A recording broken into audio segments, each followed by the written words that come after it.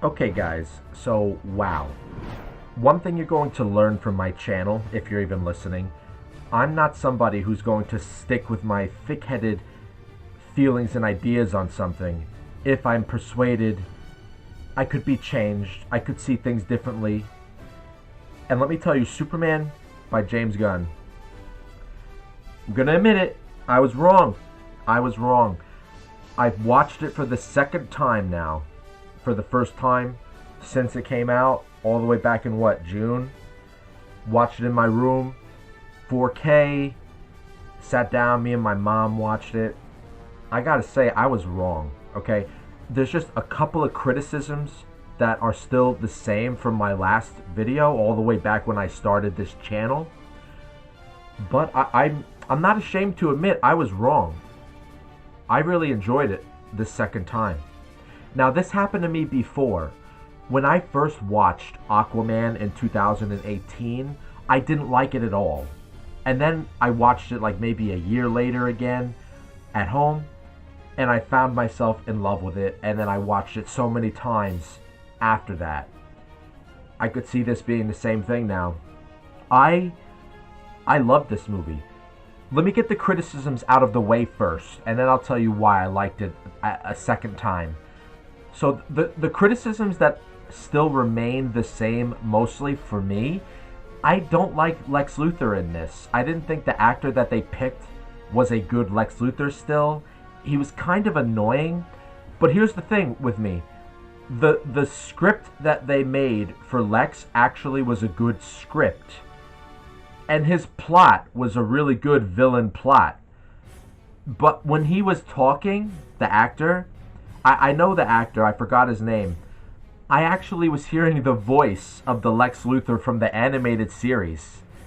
I would have preferred a Lex like with that aura from the animated series, with a mix of Gene Hackman. Who else is there?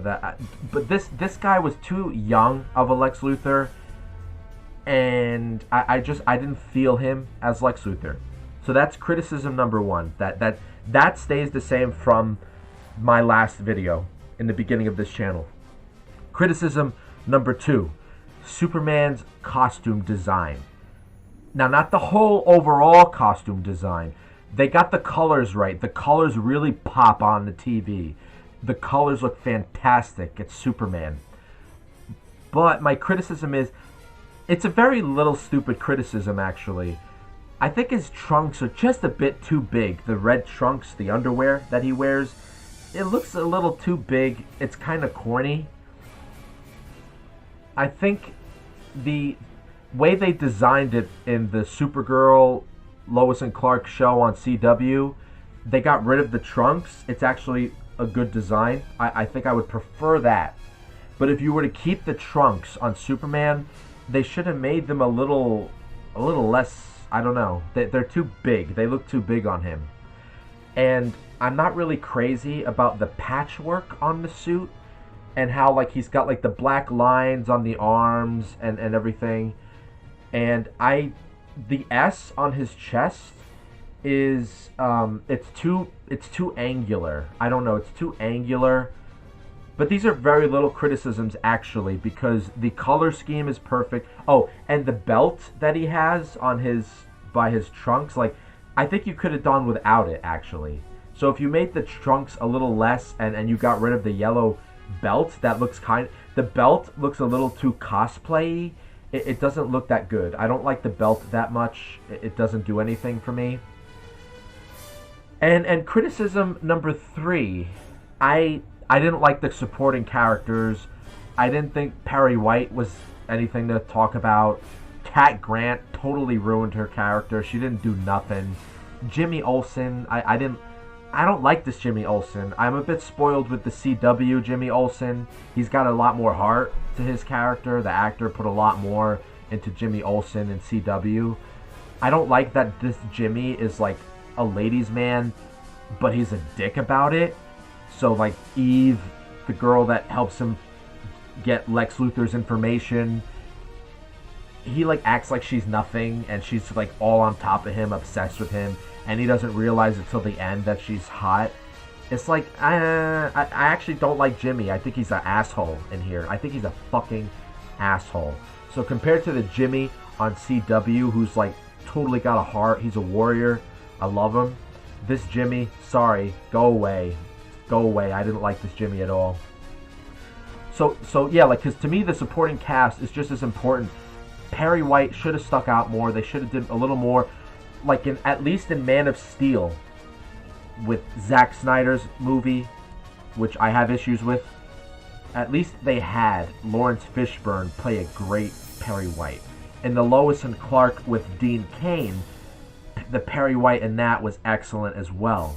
This Perry White, he didn't do anything except he sat on his ass while they were telling him all the things that they did, and then he sat on his ass when they were going on the ship and flying over the city as the Rift was taking over Metropolis. Like, he didn't do anything. And Cat Grant, they turned her into nothing. From what I like, I know the CW show is separate, I understand that, but I even like Cat Grant in the Dean Cain show because she was like this like gossip column character, and she was like kind of a whore in that one. Not really, like she was just kind of slutty. She was funny. And in the comics, she's actually a little more serious, like in the 1980s run. She's got a kid and everything. And she's always like a possible romance for Superman, kind of a competition with Lois. They completely annihilated her in this. I didn't like that, but it's not that big of a deal because there's so many other things about it. And so those are the criticisms. And the criticisms that I had when I first started this channel now aren't criticisms anymore. So for example, well, David Cornsweet, if I recall my first video about it, I did say that I thought I felt something with Lois and Clark when they were having their argument in the apartment, and I saw potential in how he acted. But in the second viewing, I loved everything about it. I thought his Superman was good. His Clark was good, better than anyone is better than Henry Cavill's Clark. I'm sorry. The only thing is, with his Clark, with Cornsweet's Clark, he could have played it up a bit with the nerdiness, with the because he had the same cool voice that he had when he would be Superman. So, like, when Supergirl is Kara Danvers, she's very, like, nerdy, goofy, funny. And when she's Supergirl, she's, like, a whole different person. Same thing with Christopher Reeves. This Clark there wasn't much goofiness, wasn't much clunkiness. So he did suffer from the Henry Cavill-itis a little bit. Henry Cavill being serious in both Superman and Clark role. But there were still way more funny moments with Cornsweet's Superman that actually had me laughing more this time. And frankly, I'm going to have to say the circumstances definitely became an existential factor in my first reaction, because when Superman 2025 came out last year in June, I was going through a lot of bad stuff with the job and everything, and things were just bad, and I don't think anything could have satisfied me. So watching it now with a different circumstance, things aren't so bad right now in my life. And not that always, I mean, even if a movie is bad, but this is not a bad movie. I am going to take it back. So whatever videos that come out in the future and I'm criticizing the James Gunn Superman, it's because those were previously recorded from today's update. But after I update a bit, and you're not going to hear me talking shit about Superman 2025 anymore, because I loved it today. I enjoyed it. So off of that, here's the positives why I loved it. Lois Lane, she did a fantastic job. Actress, I forgot her name. She was in House of Cards. She played Rachel. My mom loved her a lot, and she was saying, "Oh my God, it's like Margot Kidder is alive again." And the more she said, I'm like, "Holy fuck, you're right." Like, she really did capture Margot Kidder. Like, even because I'm super critical about that. Like, Margot Kidder, I'm like, nobody could be Margot Kidder, but she did it. She did a great job. David Cornsweet, a lot of fun. I had a lot of fun with him, and the action scenes in this are, oh my God, they're crazy. I did like Metamorpho showing up the first time I watched it, and I did like it the second time watching it. And Crypto was great, even though my only beef is Well, the excuse they're using in here is he doesn't behave well because he was raised by Kara, and Kara in this is not like the CW Kara. She's like the Tom King one that I have an issue with. And that's a whole other issue, guys. Now that I'm seeing this on a whole different light, I know I deconstructed the Tom King comic, which I still stand by. I don't like the Tom King Supergirl comic. But I'm going to have to say, I think James Gunn might not do too bad. And it's, look, I don't have an ego, don't worry. I know, like, who gives a shit about my opinion? I'm not saying it because, like, oh, the world has to know G-Man's opinion about Superman and Supergirl. They're going to do what they're going to do no matter what my opinion is. I'm just doing it because I'm a fan of comics. I'm a fan of Superman. I'm a fan of Supergirl, Batman, you name it, Wonder Woman. And it's just for my own recording, own recollection, and to look back on and to have fun with. So I take it back. I think this was a great movie. The Justice Gang was funny. Guy Gardner was good. Who was that? Was that Nolan North, right? And Mr. Terrific was awesome. Hawkgirl was pretty cool too. That's another thing. My criticism remains of Hawkgirl's design. I would have preferred Hawkgirl's like real design from the comics, like Hawkman, Hawkgirl. I would have preferred the OG design over the Justice Gang costume that they got her wearing in this. I think that would have made her stand out more. And it also, like how they did Hawkman in Black Adam, like that was fantastic. I have, as I said in the first video, I still have Hawkman hanging up on my ceiling because I loved Hawkman in Black Adam. That was great. They should have had Hawkgirl have a suit, like, not totally with the gold and everything, but with the wings and really stand out. I would have preferred that because Hawkman and Hawkgirl they're fucking awesome. I love them. And yeah, like there was a lot of great lines with Corn Sweat that really hit home the second time watching it, and he captured him. But you know what I was really loving even more? I was actually loving more how Superman was saving every little tiny thing, from the squirrels to the dog, which really had me going. I loved it because the dog looked like Rosie. When the monster's foot came down and he had to get the dog to move away and he blew it away with the wind from his breath, I was laughing so hard at that. I don't know, you see, like, it really goes to show you, it really does matter, like, what's happening in your life at the moment, and it does affect how you're going to take in a movie and what your attitude is going to be. So I was having a really horrible time at that point back in June from a lot of things that were happening, and so nothing could satisfy me. And now watching it again, I really loved it. I loved it a lot. It was a lot of fun. The music, the score was fantastic.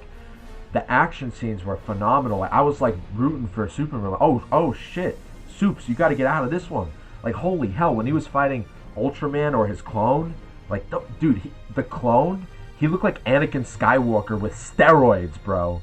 And I remember thinking at the last time, like, he looks like Anakin Skywalker.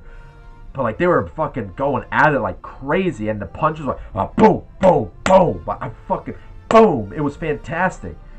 Action was fantastic. I didn't like the part where the Justice League was out in the window fighting that big tentacle monster, and he was talking to Lois, feeling bad about that his parents wanted him to conquer the worlds. I didn't like that. I think I think they just shouldn't have had the monster out in the window, because it's like Superman would not just sit back, even though the Justice Gang is more than capable. Superman would just go out of the window. He wouldn't let the Justice Gang be like, don't come. He would just go out there, would do something. But I get it. He was feeling bad about the parents. But frankly, I wouldn't have had that monster out the window, because it still takes away that little moment he has with Lois. So yeah, guys. I mean, look, I'm the type of person that could admit when I'm wrong. I'm not going to be somebody who's doing things just for the algorithm, just for the clicks, just to say what everybody else is saying. Like, you could, even if you can't stand me, or you think I was annoying for the things I've said about the 2025 movie, at least you could say, I've genuinely came to the conclusion that I like the movie. I came to it myself. It's not because I'm trying to follow a trend, agree with everybody. I genuinely watched it again today, and I fucking enjoyed the hell out of the movie. I was even saying to myself, like, what the fuck was wrong with me? This is fucking amazing. I love it. I love every second of it. The action, everything, the colors, the Metropolis, the way they did the color scheme. I was so critical and so angry at the time. So yeah, like in the future when I make videos, I'm not going to be criticizing Superman 2025 anymore. I'm going to buy the 4K disc eventually. I was watching it through Vudu, rented it on Vudu, but I can't wait to own a physical 4K copy with the Blu-ray, 4K, digital, all in one, and put it right with my DC collection. I can't wait for that. I'm telling you, man. Maybe the Supergirl CW show kind of opened me up a little bit. I'm not sure what the why today the movie just hit me a certain way, but it just did. One other thing, though, I guess would be a criticism, is this whole situation that Superman was having with the border thing and Gerard or whatever, the country that Lex Luthor wanted to take over and become a king in. I didn't understand why they had women and children going up against a bunch of like mercenary soldiers. That part didn't make sense to me. It would something didn't make sense about that, but it was still cool. It was still cool, but it didn't.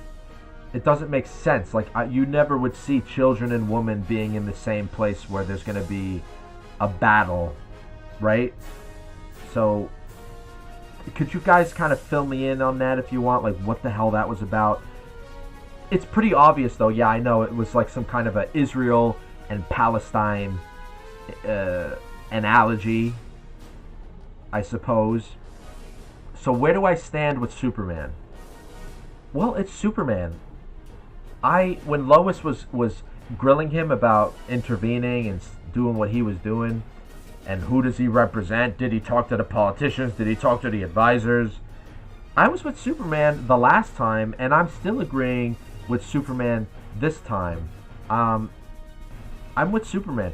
Even if he's kind of emotional about it, I am with him. If he wants to save people, why stop him?